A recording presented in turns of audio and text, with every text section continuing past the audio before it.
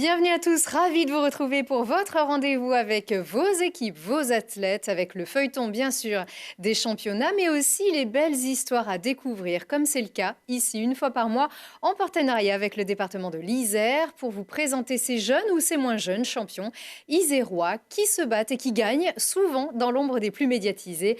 G-Sport en Isère ne pouvait pas se tenir aujourd'hui dans les conditions normales, en raison bien sûr du contexte sanitaire et l'impossibilité pour nos champions de s'entraîner dans leur structure habituelle. Alors on va les remettre en lumière et garder quelques témoignages de cette vivacité sportive sur le département qu'on a découvert cette année. Mais d'abord, c'est l'essentiel de l'actu du week-end.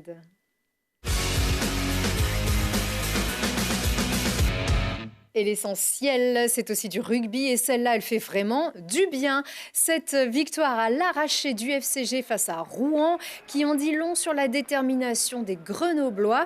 Rappelez-vous, il y avait une quinzaine de malades du Covid quand même, il y a à peu près 2 semaines. Les rugbymen grenoblois n'ont pas pu s'entraîner collectivement. Un petit entraînement collectif avant le match.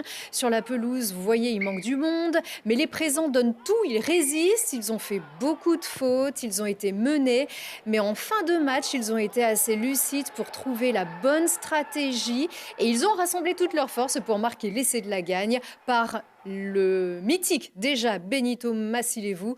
En fin de victoire d'affilée, le FCG peut garder confiance. On les écoute. On est allé chercher ce match, je pense qu'on n'a jamais baissé les bras, on a été très orgueilleux, on a travaillé les uns pour les autres. On a fait un gros match, on s'en sort à la fin, je pense que Rouen aurait aimé plus.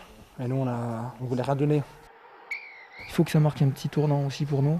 Alors oui, il nous manque des joueurs, mais j'ai envie de dire c'est le lot de toutes les équipes cette année, où il y a des cas de Covid, il y a des matchs annulés, des matchs reportés, des équipes qui jouent 6 matchs d'affilée, d'autres qui jouent plus fort en 3 semaines. Donc il ne faut pas qu'on se plaigne, il ne faut pas qu'on se cache derrière des excuses. Et au contraire, va falloir basculer dans un nouveau mode. Il y a un état d'esprit aussi, c'est le leitmotiv. On est allé chercher un point avant sur la dernière seconde. Le match nul ici contre Montauban. Donc voilà, je crois que sur l'état d'esprit, il n'y a rien à redire et qu'on le garde jusqu'à la fin, quoi. Le FCG se déplace ce vendredi à Carcassonne.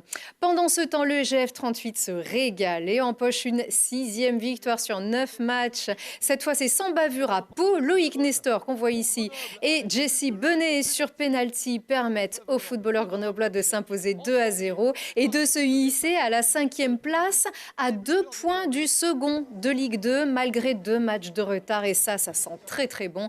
Et on espère que ça va continuer cette semaine. Demain mardi, le GF 38 reçoit Nancy au Stade des Alpes.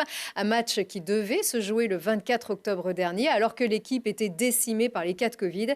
Et puis samedi, rematch à domicile. Et cette fois, c'est le leader de la Ligue 2 qui sonne à la porte du Stade des Alpes à huis clos. Quel dommage. Mais on y sera sur ce rendez-vous du PFC Paris Football Club. Et vous pourrez même le revoir, ce match, sur Télé Grenoble, car comme la saison passée, on vous propose de revoir les matchs du GF 38. Restez bien à l'écoute de nos réseaux sociaux et sur notre site aussi télégrenoble.net pour connaître les affiches et les horaires de diffusion. On sait déjà que ce mercredi, vous pourrez revoir à 15h30 le match en déplacement contre Pau. Et dimanche, vous pourrez également revoir un match. Tenez-vous au courant, bien sûr, sur nos réseaux sociaux. Mais mercredi 15h30, GF 38 contre Pau. Les basketteuses du BCTM ont gagné. Elles qui ont perdu leurs 4 premiers matchs de la saison, elles se remettent en confiance avec une victoire contre Aulnois 72-63. Elles sont 10e de Ligue 2 féminine. Et puis après moult péripéties, les volleyeurs du GVUC ont pu rejouer et rejoindre les Hauts-de-France pour affronter Caudry, gagner le premier set mais perdre les 3 suivants malgré une belle ténacité. Défaite donc 3-1, Grenoble est 8e sur 11 concurrents dans l'élite. Et puis, enfin, la saison de bobsleigh est lancée après les premières épreuves de Coupe du Monde à Sigulda en Lettonie. À bord, on le voit ici, le Grenoblois Romain Heinrich. Il termine 11e samedi et 9e dimanche avec son compère Lionel Lefebvre. Avec un très bon chrono en plus. Au général, ils sont 11e après ces 2 premières épreuves. Et il est l'heure de repartager ces belles histoires de nos Isérois qui gagnent et qui font briller le département, qui les suit et qui les soutient. G-Sport en Isère, c'est l'occasion, une fois par mois, de découvrir ces sportifs, des très jeunes, des très âgés, des valides, des handicapés, des champions de sport adaptés, des disciplines très répandues ou beaucoup plus confidentielles. Leur point commun, ils gagnent des titres. Et si tous ont beaucoup à nous apprendre, certains nous ont particulièrement marqués. Jacques Abadie n'a pas pu vous laisser indifférent il y a quelques mois. 5 fois champion de France de tennis, originaire du Sud-Ouest, ancien rugbyman, cet immense athlète octogénaire nous avait confié les secrets de sa longévité, la clé du bonheur aussi, sa vision de la vie. Lui qui a vaincu plusieurs fois la maladie, elle l'a finalement emporté. Jacques Abadie s'est éteint en avril dernier pendant le confinement. On est infiniment triste de ce dernier match perdu, mais on veut l'entendre encore et positiver en sa mémoire. C'était le 29 février dernier. Oui, ben, je viens de faire 82 ans, au mois de janvier. Là. Eh ben, On n'y croit pas. non. D'ailleurs, ils y croient pas non plus. Hein, Non, voilà. tous les jours, C'est on Philippe, dit derrière. votre partenaire d'entraînement. Bon, on va le voir suer d'ailleurs sur cet exercice avec ces images de Mathias qui a eu du mal à vous suivre aussi, Jacques. Tout à fait. Et exactement. Vous êtes 5 fois champion de France de tennis. Vous avez commencé sur le tard, la compétition. Oui, à 32 ans. À 32 ans. 32 ans. Là où certains arrêtent, vous avez commencé la compétition. Voilà. Disons que j'ai eu une petite déception sur le plan collectif au rugby. Et j'ai accroché les crampons. Et je me suis reconverti au tennis, en sport individuel. Vous avez gardé Qui correspond très bien à mon tempérament. Vous êtes originaire du Sud-Ouest, de la région de Toulouse. Voilà, et vous avez joué à Tarbes, c'est ça, Mathias? Il a enquêté sur vous. En première division et internationale universitaire, c'est ça? Oui, scolaire. Scolaire. Quel poste Et vous jouiez? militaire, arrière. Arrière. J'ai même joué contre Jean Gachassin. Ben alors? Mais qu'est-ce qui s'est passé alors? Ah ben, vu ma petite taille et tout, bon, j'ai vite compris qu'avec 2 saisons en nationale, ça suffisait. Parce que sinon, j'allais se ressortir cassé. Donc après, bon, j'ai fait mes études. Et puis, j'ai pas mis la grosse pression sur le rugby. En tout cas, bienvenue dans le pays des mammouths. Ici, c'est le rugby des Alpes. Vous parlez de déception sur un sport collectif. Quels sont aussi, du coup, à l'inverse, les plaisirs qu'on trouve dans le sport individuel, qui a été votre deuxième et pour l'instant plus longue carrière? Oui, alors là, effectivement, après m'être sacrifié, parce que bon, j'étais quand même assez rapide et j'avais le sens du jeu, donc je savais ce que c'était qu'un cadrage débordement, donc je m'arrangeais toujours pour me sacrifier et donner le bon ballon. Mais derrière, je recevais un carton, souvent à retardement. Donc ça, c'est le sport collectif qui maintenant ne passe plus beaucoup quand même, à la télévision, les plaquages à retardement. Mais je m'en fais plusieurs fois, et puis ça m'a fait vraiment réfléchir. Et comme j'étais quand même bon sur le plan individuel, parce que ma priorité c'était de faire des actions individuelles, de faire des relances, donc comme Jean Gachassin, de partir en contre-attaque, et puis de donner un bon ballon. Et là, c'était un super plaisir. Et ça vous a aidé tout ça pour le tennis? Oui, parce que quand même, il faut être combatif au rugby. Il faut savoir s'accrocher et se battre. Et ça, c'est des qualités que je vais garder quand je suis revenu aller au sport individuel. C'est quand même plus mental, entre guillemets, quand même, le tennis. Oui, mais le mental, bon, il s'améliore un petit peu après avec l'expérience, parce qu'on arrive à avoir du métier. Puis comme je suis commencé très bas et j'ai fait tous les échelons, éducateur, premier degré, deuxième degré, après entraîneur, je me suis formé par moi-même. Et finalement, n'ayant pas de coup fort, j'arrive à tout faire assez correctement, sans faire trop de fautes. Donc je suis arrivé quand même à être joueur de deuxième série. Et puis j'ai passé une monitorat après très tard. À 48 ans, plutôt pour me faire plaisir. Et à ce Florian est moment-là, hyper admiratif, mais... et à ce moment-là, bon, les gens étaient devant moi, comme j'ai eu en plus mon premier titre de champion de France. Respect, monsieur Abadie, respect. Ah bah oui. Et en plus, avec des raquettes spéciales. Vous trichez pas, mais vous avez un matériel adapté. lui. Alors attendez, je ne sais pas si on peut bien voir vos deux. Alors il faut qu'on puisse comparer là à l'image. Voilà, alors tournez-la un petit peu pour qu'on voit bien. Ding, ding, ding. Non, dans l'autre sens. Là. Voilà.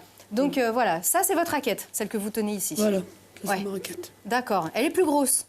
Elle est 40% plus grosse au point de vue surface du tamis.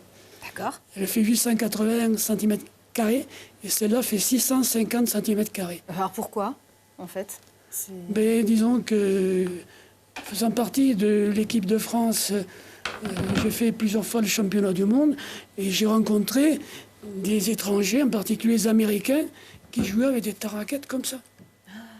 D'accord. Et au bout de plusieurs années, je me suis dit, quand même, il faut que tu l'essayes. Donc je l'ai essayé, je l'ai commandé, et puis depuis 2 ans, Ça vous ça aide. me donne un plus extraordinaire. D'accord. Et alors juste une petite question. Est-ce qu'à un moment donné, vous vous êtes dit, bon, je suis diminuée, j'arrête? Non, il ne faut pas dire ça, jamais.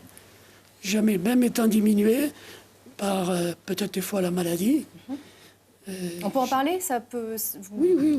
Vous avez été atteint d'une maladie? Oui, Aussi. j'ai un lymphome de Malte au poumon Oui. qui s'est transformé dernièrement à une rechute, un lymphome B, à grosse cellule, donc qui va très vite, qu'il faut retraiter. Mais j'ai jamais arrêté de faire du sport. Parce qu'en plus, ça renforce. C'est et ça nécessaire vous aide. aussi pour accélérer un petit peu la guérison. Ouais. Eh bien, on est très, très admiratifs de tout ce que vous avez fait, vraiment. Un petit big up. Bravo, Jacques. Oui, bien sûr. Mais bon, il ne faut pas croire qu'on devient champion de France comme ça. Ben, on vous a vu travailler, hein, Donc, à l'ASCEAST, hein, on le dit. Vous êtes licencié là-bas. mais ça demande quand même des conditions particulières. En particulier, il faut être bien accompagné sur le plan personnel. Là, j'ai une épouse qui est charmante, hein, Non, je vous cache. Voilà. qui s'occupe de l'intendance. C'est ça. Et Oui, à côté, sur le plan libido, ça marche tout très bien. Donc c'est très important. le secret de Jacques, merci. Mais oui. Mais oui, bah, bien sûr, bien sûr, sûr. bien sûr. Et ensuite, je suis bien quand même suivi sur le plan médical. Quoi. D'accord. Sur le plan. D'accord. Madame, bravo. Et en plus, Oui. les entraînements, bon, je le fais toute l'année avec mon partenaire, là, Philippe, Philippe Maquet. l'homme qui a plein de mérites, qui est ici. Voilà. Lui, bien sûr, c'est mon homme de base, et qui souvent fait jeu égal, mais souvent nettement supérieur que moi. Donc je lui dis de lever un peu le pied, pour me permettre quand même de pouvoir jouer. Jacques, merci de cette bulle d'oxygène que vous nous D'accord. envoyez. Est-ce Ouais. que je peux passer un dernier message? Ah ouais, ça va, en 8 secondes, parce qu'on... Oui, dites-nous. Oui, je voulais dire quand même que je voulais passer un message d'espoir en disant que quel que soit votre âge, quel que soit votre handicap physique, hein, et quel que soit votre niveau tennistique ou sportif, ne lâchez jamais prise sur le plan mental et sur le plan physique. Gardez en vous la passion du sport, du tennis, du compétiteur, et si possible, cultivez la philosophie du gagneur qui est la mienne. Quand on pense que c'est pas possible, c'est toujours possible. Voilà. Bravo à vous. On va repasser votre petite phrase en boucle, vraiment nous aussi, puis tous les jours au travail. Ça va nous faire du bien, hein, Mathias? Par contre, je peux Merci. ajouter Ouais. quelque Oui. Allez-y. qui est c'est- valable pour tous les Oui. sports, Oui. la règle des 4 C. Quand on est bien préparé et tout, premièrement, on arrive sur le terrain, on est concentré. Je vais dire combatif. Ensuite, on est confiant. Elle a trouvé. Combatif. Combatif. Et ensuite, Tout court? Non. Arrête. Non. créatif. Ah, créatif. Parce qu'il faut Ouais, se il faut faire commencer plaisir par- sur un terrain. Créatif, combatif, concentré, Créatif. créatif. Ouais, non, j'en ai... Bon, on Oui, c'est ça, renotera, c'est ça. Jacques, merci beaucoup. Restez avec nous, on a besoin d'un coach aussi, nous. Et ouais, Jacques Abadi, merci beaucoup pour ce merveilleux moment. Reposez en paix. Et on ne vous oublie pas, il y aura toujours un peu de vous ici sur ce plateau. Allez, parmi les champions hors du commun, on a eu le grand plaisir de rencontrer ici Antoine. Antoine qui est fou de ski et la compétition donne un sens à son quotidien, donne du goût à sa vie. Antoine Maure est autiste. Il ne manque pas de caractère ni d'humour et on a toujours autant de plaisir à l'écouter, lui et sa maman Nacera. C'était le 15 janvier dernier. Nacera, Antoine, bienvenue Nacera. Je rappelle, vous êtes la maman d'Antoine. Antoine, tu es licencié au ski club montagnard de Lens-en-Vercors, avec certains qui sont ici derrière nous en plateau. Tu es vice-champion du monde de slalom. Bravo, félicitations. Merci.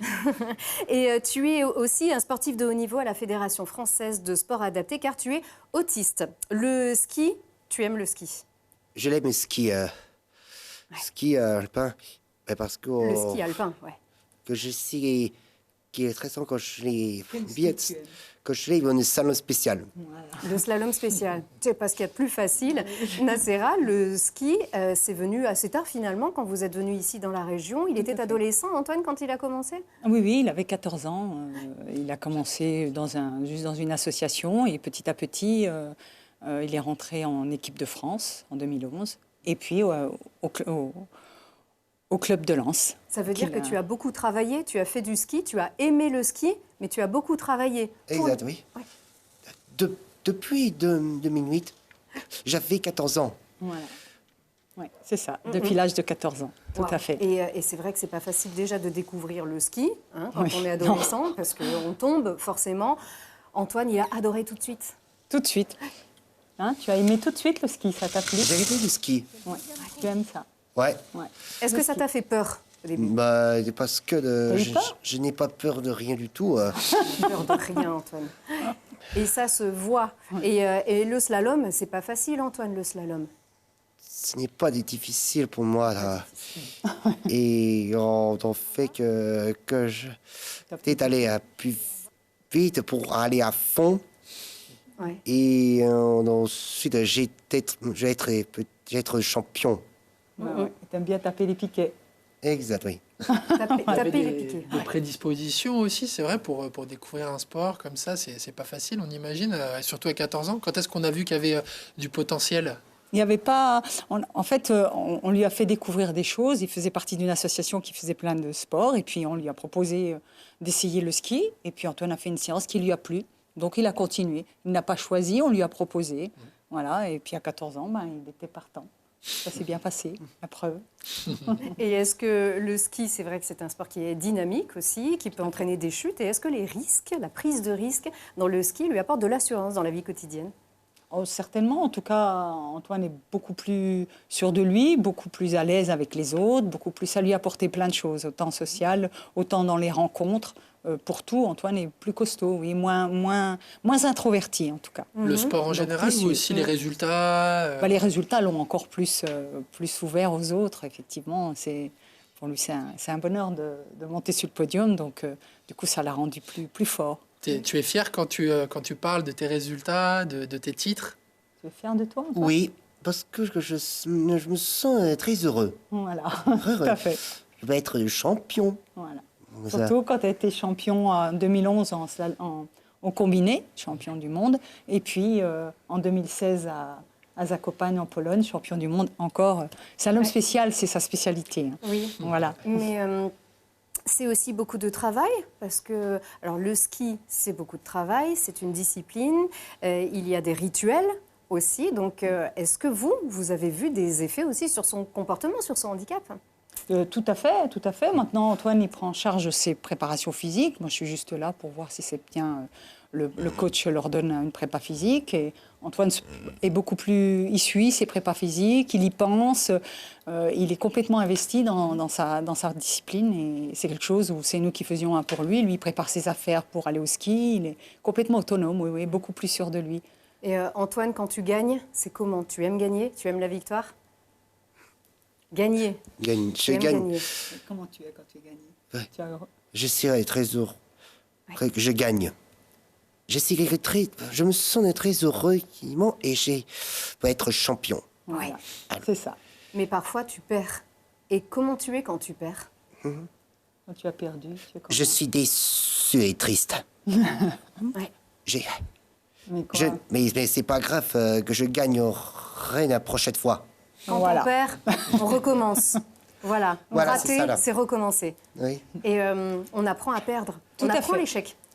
Oui, alors c'est quelque chose de difficile pour Antoine, comme beaucoup d'athlètes. Hein, ça, c'est quelque chose de difficile à gérer. Mais après, c'est vrai qu'il se retrouve entre athlètes, avec le coach, il en discute, tout ça, et ça aide beaucoup. Ça aide beaucoup. Et alors, il n'y a pas que ça, il y a l'aspect social aussi qui est génial quand même à Lens-en-Vercors. Tu suis des cours, il y a des cours aussi de ski, les cours avec l'ordinateur, avec le professeur. Ça, c'est les préparations physiques. Ouais. Exact. J'ai fait ma préparation physique quand j'ai utilisé mon ordinateur portable. Mon coach l'a dit, mais Antonin, c'est nouveau. Et ensuite, j'ai fait ça pour utiliser les circuits. Voilà, plusieurs circuits. Tout à fait. Donc il y a de la visualisation. Et voilà, donc ils ont des choses, des courses à pied, tout ça, c'est à l'extérieur, mais tout ce qui se fait en circuit, le coach a eu la très très bonne idée de leur donner du visuel, et comme s'il était présent, donc ça se passe très très bien, très très bien. Et Antoine, tu n'es pas seul dans ce club. Alors on a Margot qui est ici avec nous. En fait, ce qui est important, Margot, on voulait savoir auprès de toi, ce que ça vous apportait, vous, en tant que skieur, en tant que membre de ce club de mémoire, donc le ski club montagnard de Lens-en-Vercors. Vous vous apprenez mutuellement. En fait, il y a vraiment un rôle d'intégration pour Antoine, ainsi que pour vous. C'est vraiment une intégration mutuelle, en fait. En fait, ça s'est fait vraiment naturellement. Pour nous, c'est nos amis, c'est nos potes. Il n'y a pas de différence, vraiment. Le soir, quand on est en stage et qu'on passe une soirée au bar ou quoi que ce soit, ils sont avec nous. Ils sont pas là à rester tout seuls. Il n'y a pas de différence. Et nous, on a appris ce que c'était de vivre avec des personnes comme ça et elles sont tout le temps de bonne humeur. Et c'est vachement agréable d'avoir des personnes comme ça. On est là tout le temps à les soutenir et inversement, quand on a des courses, ils sont souvent là pour venir nous voir, etc. Et on les voit toujours avec le sourire aux lèvres et franchement, ça fait plaisir. Ils sont 5, hein, vous êtes 5, c'est ça, Ils sont en sport adapté 5 sports adaptés maintenant dans le club, et ça se passe très très bien. Et c'est vrai que c'est chouette parce qu'ils ont commencé à 2 et aujourd'hui ils sont 5. Donc c'est chouette. Salut Yves Frécon, il se cache là derrière, regardez, hop, là voilà, c'est le monsieur qui est... Ah, j'arrive pas bien. Le monsieur qui est là-bas, dans l'ombre, voilà, Yves Frécon, du comité départemental de sport adapté. Merci beaucoup de nous avoir appris plein de choses ici sur ce plateau. Où est-ce qu'on retrouve Antoine là, la prochaine fois? C'est bientôt, hein? Oui, il y a les régionaux qui se font à Champs-Rousses, là, autour du 24 janvier. Et puis janvier. Et puis il y a les championnats de France dans l'Ain, et puis les championnats du monde à Sestrières en mars, en Italie. Voilà. Antoine, bonne chance. On va Merci. gagner. Ici que je gagne pour le championnat du monde en Italie. Ouais, allez, Bonne chance. on va te suivre. Bonne chance, Antoine. Merci d'être venu. On est très content de t'avoir reçu. Merci Nacera. Et comme promis, on le suit, Antoine Mort. Et bien sûr, vous le savez, les championnats du monde en Italie ont été annulés, et comme toutes les compétitions d'ailleurs en mars. Mais les championnats de France avaient pu se tenir et Antoine a remporté 3 médailles d'argent. Bravo Antoine. Et en ce moment, il peut s'entraîner, beaucoup de physique, notamment en extérieur, car les personnes en situation de handicap ne sont pas soumises à la règle du rayon d'1 kilomètre. Et merci au département de l'Isère et Zélie Aliénard pour sa complicité. Vous avez vu, on a eu le plaisir d'ailleurs de retrouver Mathias Arès qui était avec nous toute la saison passée sur cette émission. Rappelez-vous donc, vous pourrez l'entendre dès ce mercredi commenter les matchs de foot du GF38. On vous rappelle que ce mercredi à 15h30, Télé Grenoble rediffuse la rencontre contre Pau que Grenoble a gagné. On casse le suspense, mais vous le savez déjà, Grenoble a gagné 2-0. Allez, merci à vous de nous avoir suivis. Rendez-vous lundi prochain. Au revoir.